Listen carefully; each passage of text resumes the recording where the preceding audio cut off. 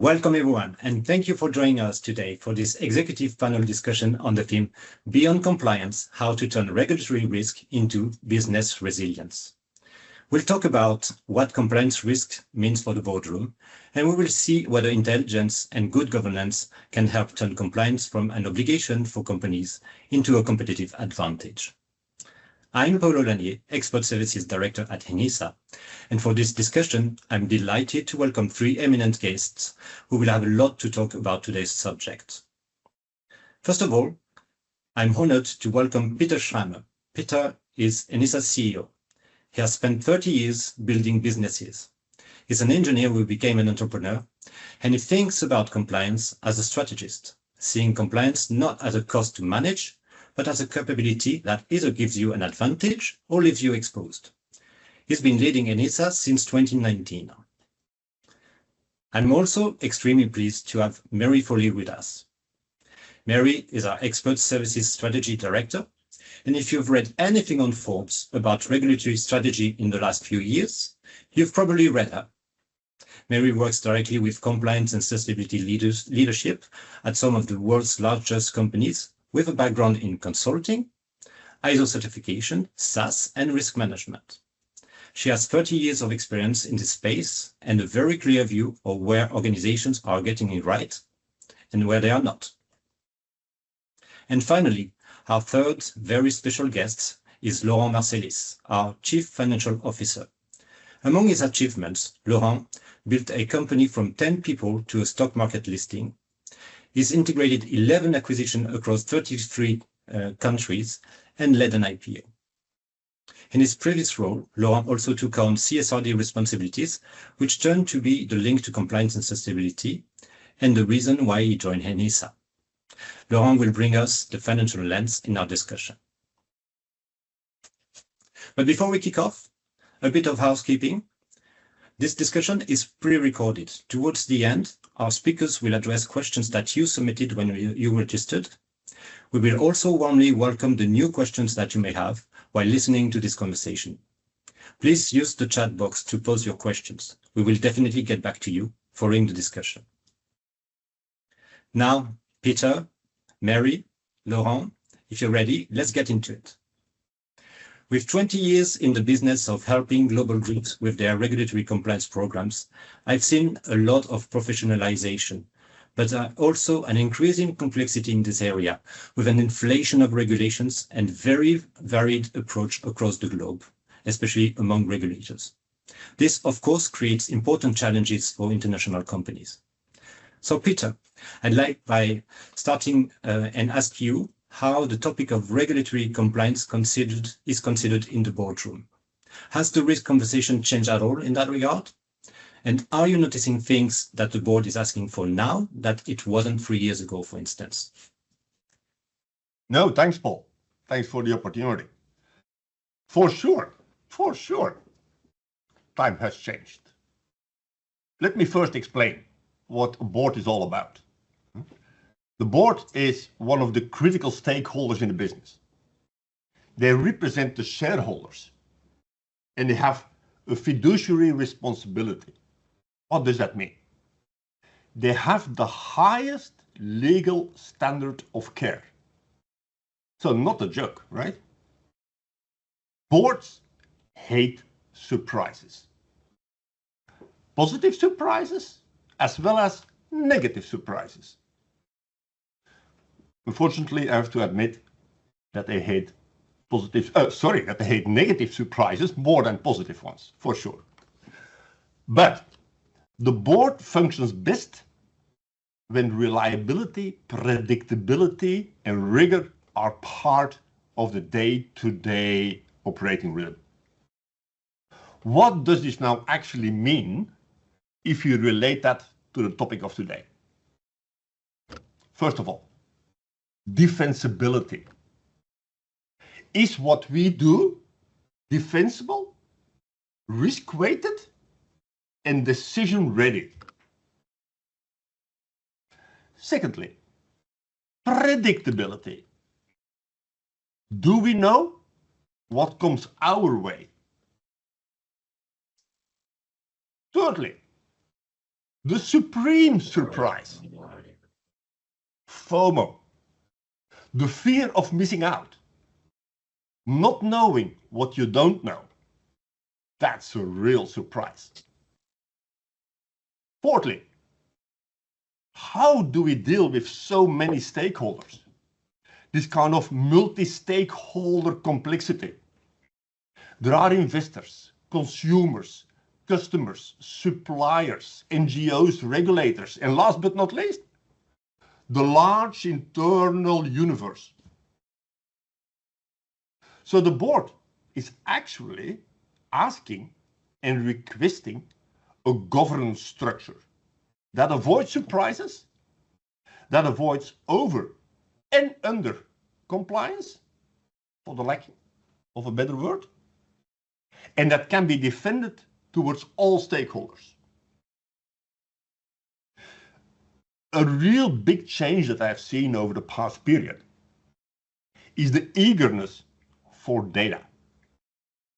The data-driven evidence. Boards are requesting data. The expression states, in God we trust, all the rest bring data. And that expression absolutely applies to the boardroom. Risk, exposure, predictability, defensibility without data is non-governance. So in one word, the explicit request of the board is a request for a battle-tested risk and compliance governance approach. Right? Okay. No, absolutely. No, I guess nobody likes big surprises, but definitely the board, least of all. And thank you for highlighting that to avoid that, there are some solutions, and a robust governance approach seems to be the key. Mary, you advise leadership teams at some of the world's largest organizations. In your experience, where do you see executive leadership likely to be most often caught out? Thanks, Paul. Well, I think, what we see a lot of is leaders are often operating with more confidence maybe than the data actually warrants. And in a lot of cases, the intelligence reaching these upper levels has sometimes been filtered, maybe delayed or even incomplete. And that's not because anybody's trying to hide anything, but it's because the systems which are connecting the regulatory reality, maybe at the site, at the jurisdictional level, to that executive decision-making level, they're sometimes lacking, or in some cases, they don't even exist. And over the years, I've actually seen a lot of companies struggling with this silo effect. We take EHS as an example. It can be one functional data source in some companies, but sometimes even that stream can be divided into environment and health and safety. Sustainability may yet be another stream, bringing its own data. And what we see are the specific risks maybe surfacing via these silos, but unless the company has a mechanism to integrate the various internal data streams, and I think even more importantly, align them with their overall strategic objectives, the result is that sometimes the material risk can be invisible. And therefore, and I'm sure, Laurent's going to talk about this in much more detail, but therefore that risk can be unpriced, unmanaged, and unplanned for. And until they surface as maybe as a crisis, an incident, a cost, or even a reputational event, sometimes that's the first time that the board's aware of these. Now, the corporate level doesn't actually need to understand all the nitty gritty and the various nuances at those levels, but they do need to understand where all of the streams are coming together and what that actually means for the business. And not just today, but also tomorrow, they need to have those, you talked about robust processes. They also need to be in place, ready to see what's coming on the horizon. No, absolutely. I think a lot of organizations and executive can relate to that. Clearly, the key information does not naturally flow upstream by itself. You're saying it actually requires an intention and an effective system for it to happen, right? Yeah. Laurent, from a chief financial officer standpoint, when regulatory risk isn't being managed well, how does it show up, and can be the cost for the organization? Well, thank you for the question. Of course, it comes at multiple levels. To start with the most obvious one, the most visible costs are the risk you have when you're not compliant is that you get fined. You have to pay fines for the non-compliance. Linked to that, if you have to pay fines, there will also be remediation costs, very visible. Most of the time, remediation costs are a multiple of the cost of the fines because you need to spend on fixing the issues, but there will be also follow-up audits. Those are the visible costs, but to my personal opinion, those visible costs are not really what matters most. The real exposure you have when regulatory risk is not managed is the cost where probably in most companies no one is looking at. The real exposure is, for example, if you talk about insurance premiums. You will have an insurance loading. Insurance is typically you're looking at risks. If your regulatory risk is not managed as it should be, insurance company will say this needs a higher risk premium logic. So you will have insurance loading, not very visible, but very material.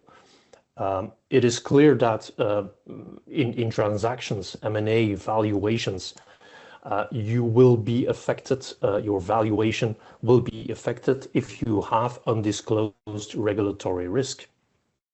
And a last example, I can continue with the multiple example, but the last example, which is, to my opinion, also very material, is about capital allocation, about investments. If decisions are made without the right regulatory information, you might take the wrong decisions. That's clear, that's obvious. And that is what we have seen in a lot of companies where board of directors are getting this wrong. They don't have the right compliance information on the table when they need to take key decisions for the company. And of course, if you get a key decision wrong, the impact, the cost of that is much higher than any direct visible cost. It can have a huge impact. Yeah, no, absolutely. And this is not super obvious. So I think so far we saw that many organizations are not yet fully equipped to get the most accurate picture of risks for their business. And as you just said and explained, Laurent, this can cost them a lot. So solving this, I think we can all agree that it's crucial to make an organization resilient. Peter, I would like to get back to you and ask you, when you see then a leadership team that has truly made that shift, what did they actually do differently? Yeah, it's not that kind of earth-shattering. Huh? There are typically a few down-to-earth principles that underpins a mature compliance approach. Let me try to hint at a few. First of all, having a reliable, trusted lay of the land. Wherever you operate, wherever you sell across the globe. What is the regulatory landscape that you have to comply to? Without a reliable, timely, quality source of information, you're actually exposed, irrespective of how good your internal processes are configured and run.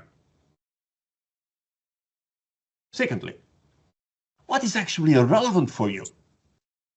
For your specific operations, for your facilities, for your plants, your data centers, your products, your chemicals, your legal entities. It's a lot to sift through. But without a robust, expert-supported applicability assessment, you risk to heavily over-regulate your business. And this ties into what Laurent was saying. This creates costs, overhead, and burden on the scarce resources across the whole internal universe? Thirdly, are there certain aspects which are more material, more important than others? How do I rank everything and perform a proper attention management, a proper priority management? Where do I spend my time on?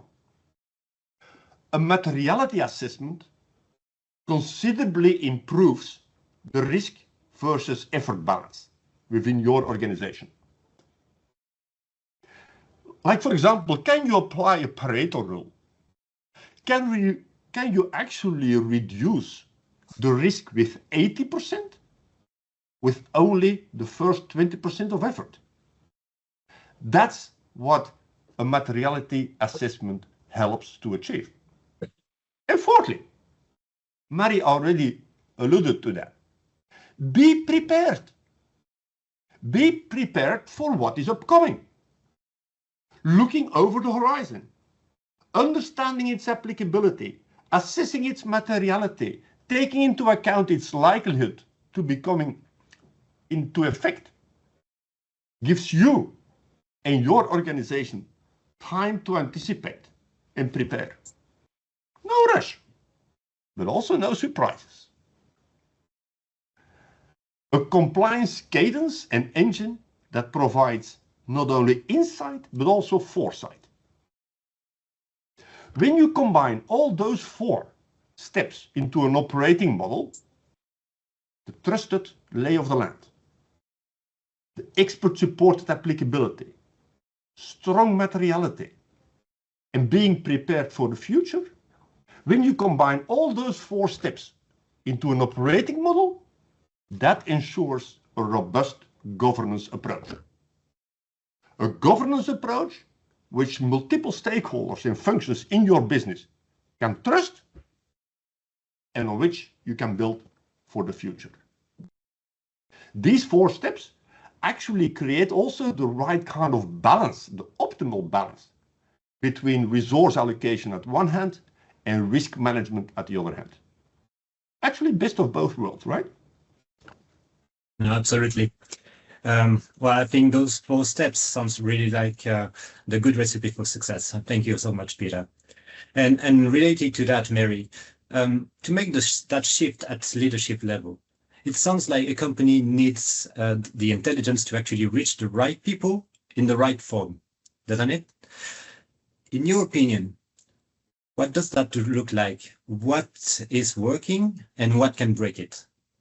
Yeah, Paul, I think you've made a really good point there. You know, it's got to reach the right people in the right form. And I'd also add at the right time.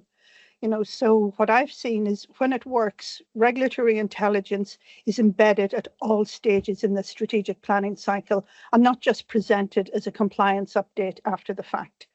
I mean, I mentioned silos previously, and I think breaking down these internal barriers to the data flow and then understanding the relationships between the various functions and their associated data, I mean, that's a vital component.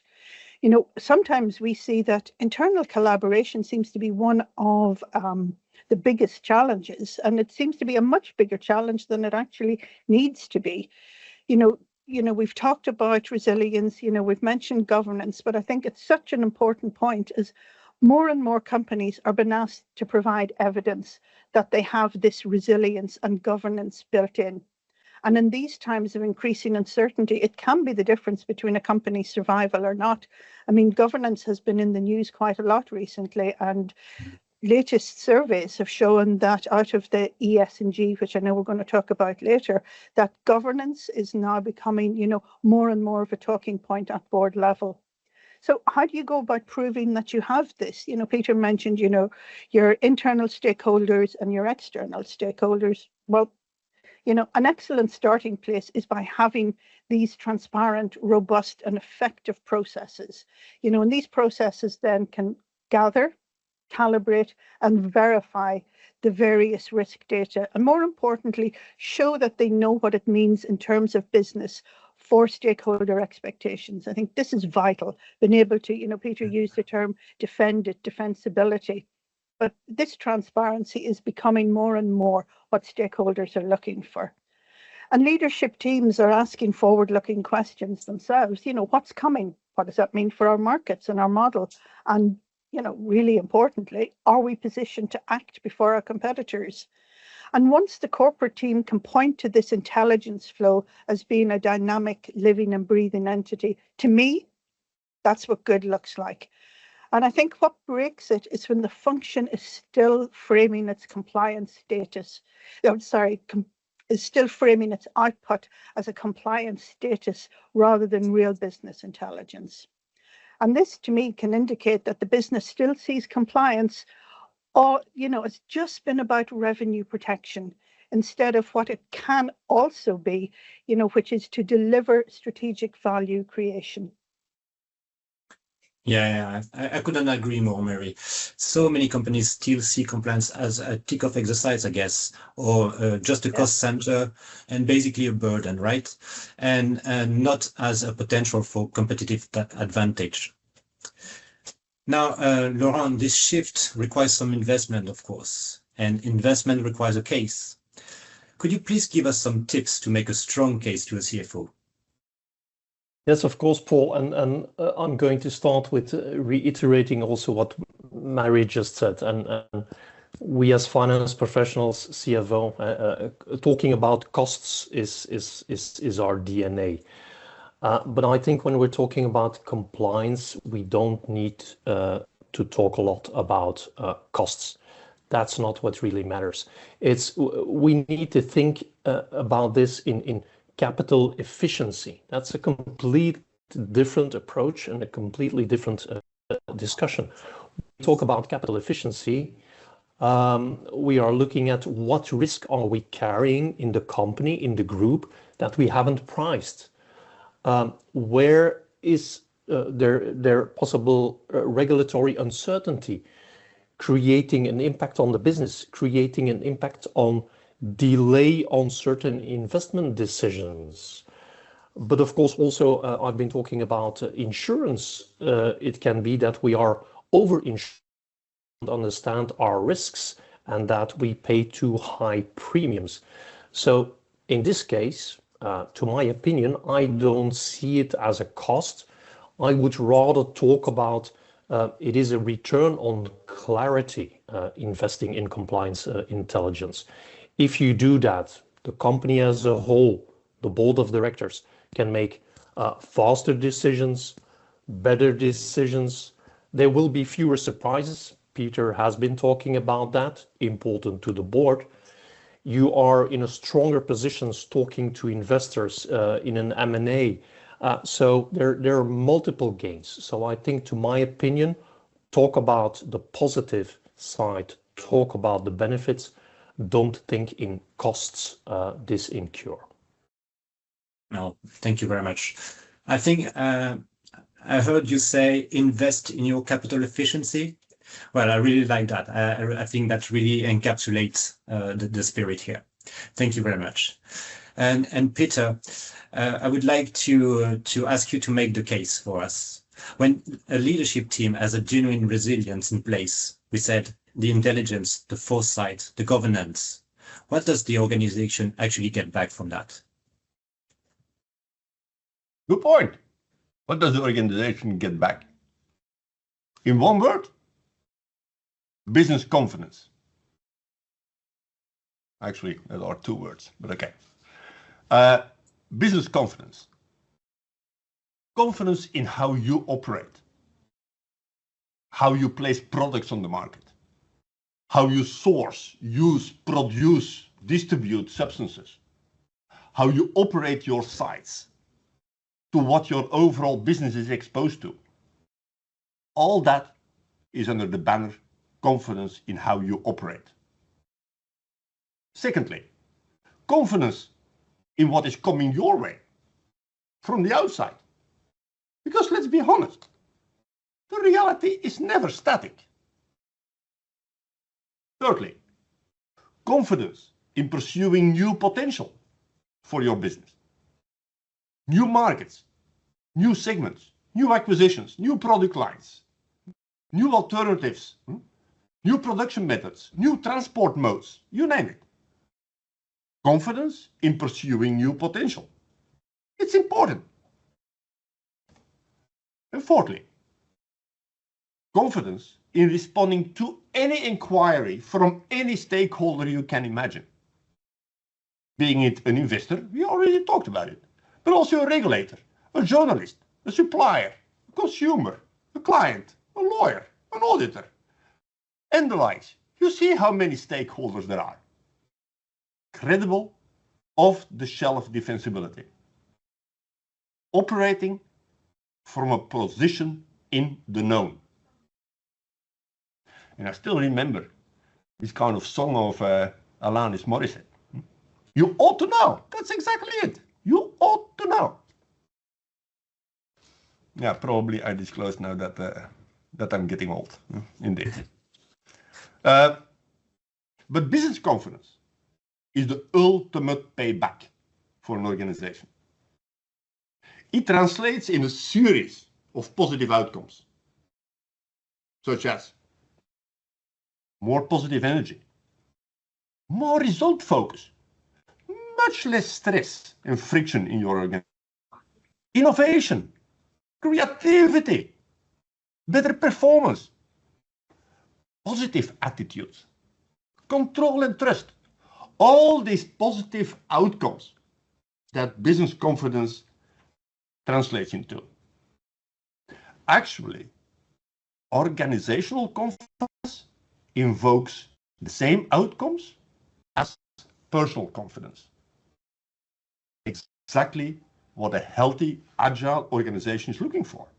So, business confidence, that's what everybody gets from it. Oh, so you're saying more confidence, creativity, positive energy, and performance. Absolutely. Well, I want that, certainly. And thank you very much, by the way. I think I'll probably live with Alanis Morissette's song in my head for the rest of the day now. You're getting old as well, man. I know that song for sure. Now, Mary, from an ESG and stakeholder trust point of view, can you please tell us what does true regulatory resilience make possible that reactive compliance cannot? Well, again, thanks, Peter, for mentioning You Ought to Know. I'm going to counter that with Alanis's other hit, Ironic. So I personally think it's really ironic that we do spend so much time talking about intelligence. You know, we haven't even touched on artificial intelligence. We could talk about that for another month. But what we lose sight of sometimes is what that intelligence is, you know. So for me, simply put, information in the form of raw data, facts and figures is useful. It's the foundation, it's your starting point.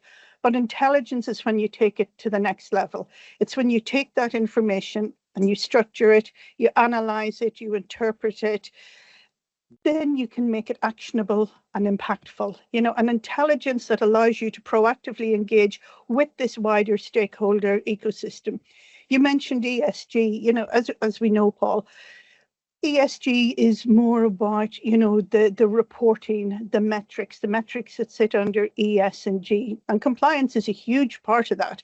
But compliance intelligence, when it's structured and verifiable and timely, but most importantly, material, you know, this can be tied to a company's ESG reporting. It can be tied to the metrics. And this then goes back into giving the investors and the wider stakeholders this business confidence that Peter's talking about. You know, and when you can take that intelligence and tie it to a company's strategic objectives, well, this raises proactive stakeholder engagement again to a much higher level.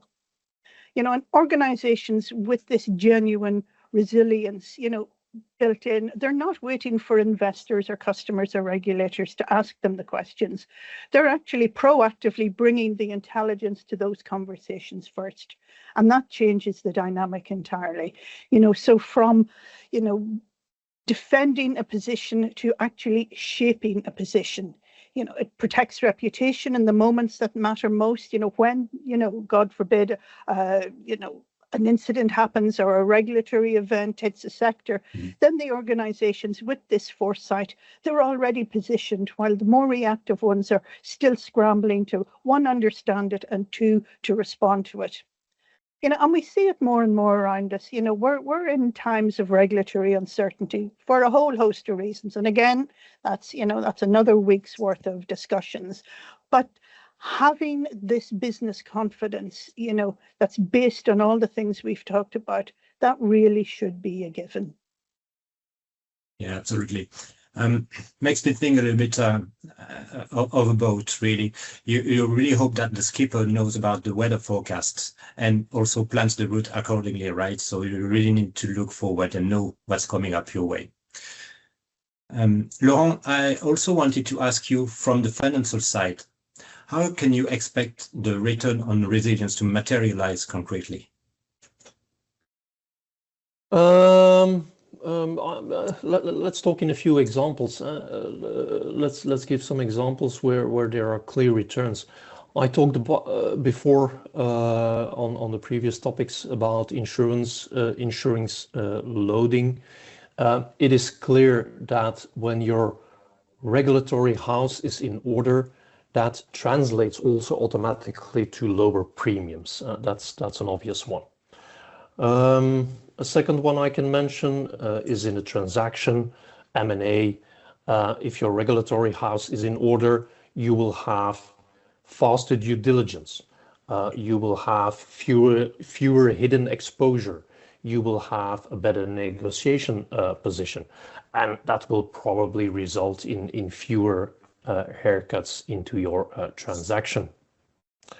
Another one I can mention is when you talk to investors, if you're a stock listed company, if you talk to the capital markets, if you can talk about regulatory resilience rather than reassurance, that will create trust with all investors. So when you get this right, these are not soft benefits. It's really hard. It is measurable. If you look at what is available, there is independent research from Boston Consulting Group that clearly indicates if you invest right into the compliance, you can get your compliance rate from 90% to probably 99, even 99.5%. And that has a material impact on insurers. It has a material impact on acquirers. It has an immaterial impact on investors. So that is what matters. Besides that, referring the BCG study, the study also shows that the right investment into an EHS program improves effectiveness between 15 to 20%. So that is also something which is very material and can be calculated and can be measured. So it is not a soft benefit, but it is, from a financial point of view, really hard benefits you get from doing the right investments. No, absolutely. Sounds to me like it's a very good deal and actually a no-brainer. Really worth the investment, right? Indeed. Peter, maybe I'd like a last word from you before we actually look at our audience's question.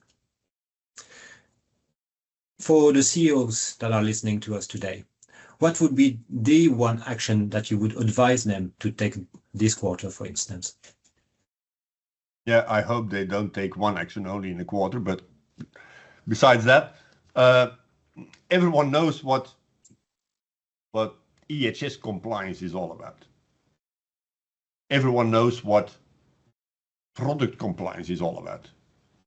Everyone knows what chemical compliance is all about. But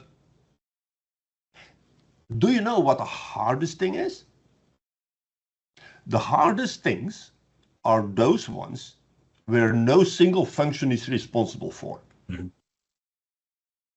Are there such things in the regulatory compliance space?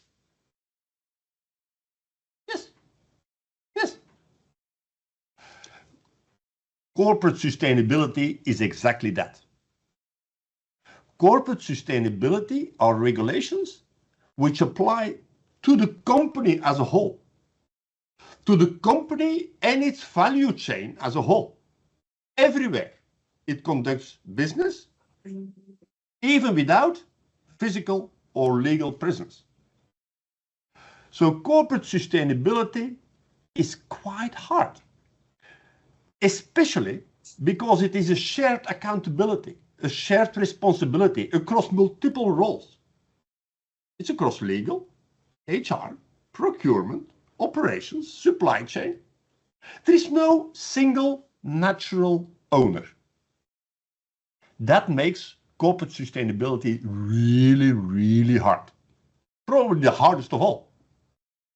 So in short, corporate sustainability is what the law says your company must do. Not your specific site, not what your products have to satisfy and comply to. No, what your whole company must do.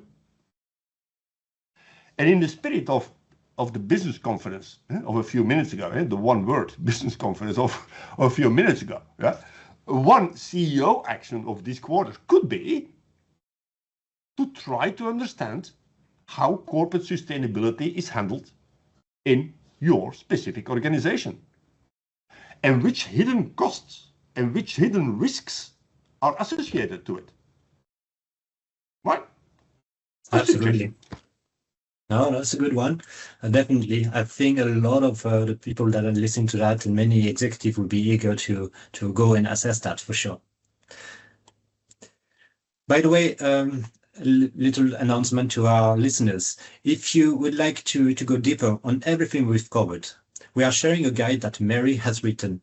It's titled From Risk to Resilience, a guide for executive business leaders. The link to this guide will be provided in the follow-up email that you will receive right after this discussion. Okay, now I'd like to cover the questions that you, our dear audience, sent us. Starting with a question I think is addressed to you, Peter. So the question goes, is the regulatory risk information that reaches the board usually good enough? And do you see any improvements? First of all, a small kind of secret. The board is never satisfied, right? So don't worry. But yes, the information that reaches the board absolutely has improved in multiple ways over the past period.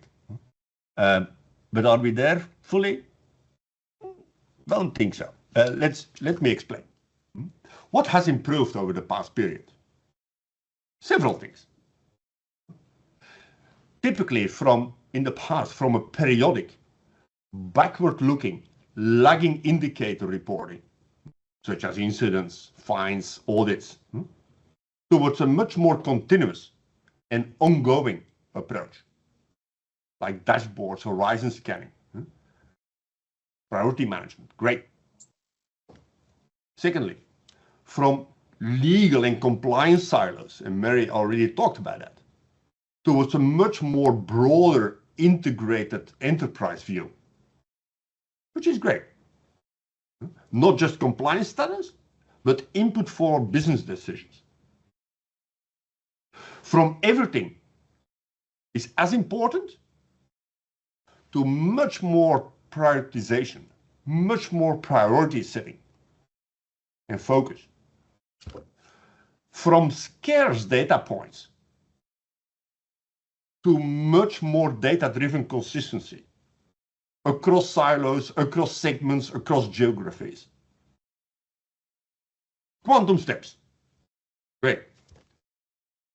But there is certainly further progress to be made, especially in those areas which are really complex, which are spanning the globe, with multiple markets, multiple jurisdictions. It's difficult, it's heavy, it's complex. It's VUCA, volatile, uncertain, complex and ambiguous. I like that word. So what progress can further be made? Progress towards a much more forward-looking risk assessment, especially in these kind of fast-moving areas. More from a descriptive reporting towards a decision-grade insights and scenarios Mary was also pointing at that. From inconsistent to consistent aggregation across geographies, markets, product lines, applying a uniform operating approach across the whole business. And last but not least, from no view on enforcement to really including enforcement and real world risk in the decision-making process. So the trajectory clearly improved. The information that reached the board clearly improved positively over the past 5 to 10 years. But the information is still falling short of being truly decision grade. Typically, the gap is not more data. Eh? The gap is sharper analysis, sharper synthesis with strategic implications and choices. That's my view on it. Okay, no, very good. Would that be fair to say that you're calling for less noise and maybe more strategic intelligence? Absolutely. Less white noise, much more insight, foresight, and decision grade knowledge and understanding. Excellent. Thank you very much. All right, so we've got another question, and I think this one goes to you, Mary. So how do you help a leadership team recognize that what they are receiving is compliance reporting and not regulatory intelligence? Thanks, Paul. I get the easy question then. I think, Peter mentioned it, I love the whole idea of insight and foresight, and we are seeing a shift in attitudes. And this has been brought about, by a combination of factors. We all know about the regulatory uncertainty at the moment, and that's driven by regulatory fragmentation, rollback in some areas, simplification in the EU with the 10 omnibuses that are working their way through the systems. We've already seen the impact on sustainability with Omnibus 1. Geopolitics, increased costs of doing business, lack of in-house resources, and not least the introduction of AI tools and solutions. This is all playing a big part on, board's attitude to, am I receiving compliance reporting or am I receiving regulatory intelligence? Because the regulatory intelligence has got to take account of all of these things that are happening, and this is where we lean into, the whole idea of materiality, which we have taken from the financial world. And this shift is taking the form of, regulatory compliance and regulatory intelligence. They're now coming into the spotlight, and not from a non-compliance enforcement revenue protection point of view, but as Laurent mentioned, from a much purer financial point of view. So this is now a board and C-suite discussion for all of the reasons that both Peter and Laurent have already mentioned. And a good leadership team is going to spot the difference between, compliance information and intelligence, and if they're presented with reports that don't have actionable and measurable potential impacts related to return on investment, risk and capital efficiency, then what they're reading is, it's compliance reporting and it's not true regulatory intelligence. Yeah, thank you very much. And I guess they will tell the people that provide us data pretty quickly and they will work them again. Thank you very much, Mary, for that. So I think we have the time for one more question. So here's one for you, Laurent.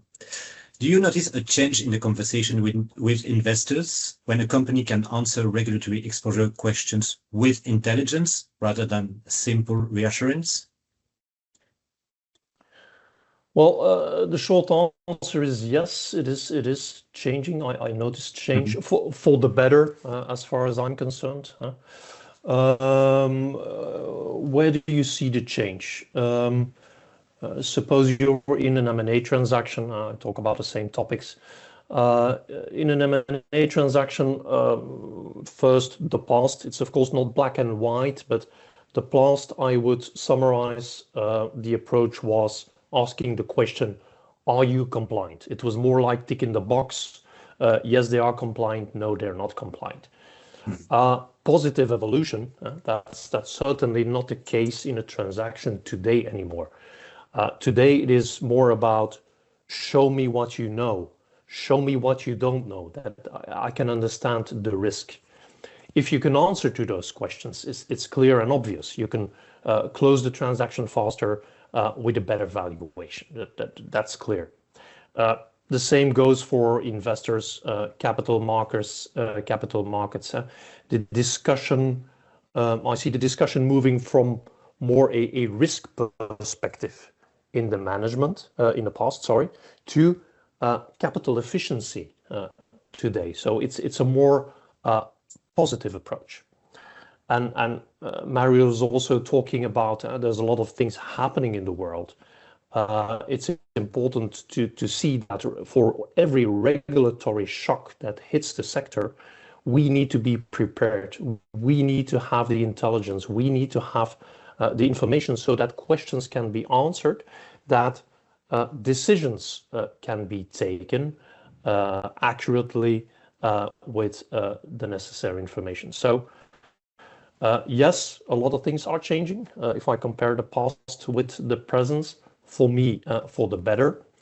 Because yeah, in the past it was more about reassurance. You ask people, you ask stakeholders to trust you. Today it is about intelligence, and you can really explain from the detail why they need to trust you. And in a current environment where a lot of things are changing, that is becoming a real competitive advantage for the company. Clear? That's very, very clear. Thank you so much, Laurent. All right, so before we leave you, I would like to give my 3 takeaways from this exchange. First, I think we saw that the risk picture at the top has changed. The steward boards are not asking for compliance status anymore. They're asking for risk and compliance governance based on reliable data. Secondly, we saw that the shift to resilience is a governance change. Regulatory intelligence has to reach leadership in a form they can act upon. And finally, the return is real and measurable in terms of speed, credibility, and competitive position. So with that, I would like to thank you so much, Peter, Mary, and Laurent, for such an insightful and inspiring conversation. And thank you all for joining. This was Beyond Compliance, How to Turn Regulatory Risk into Business Resilience by Enhesa's Leadership. Thank you.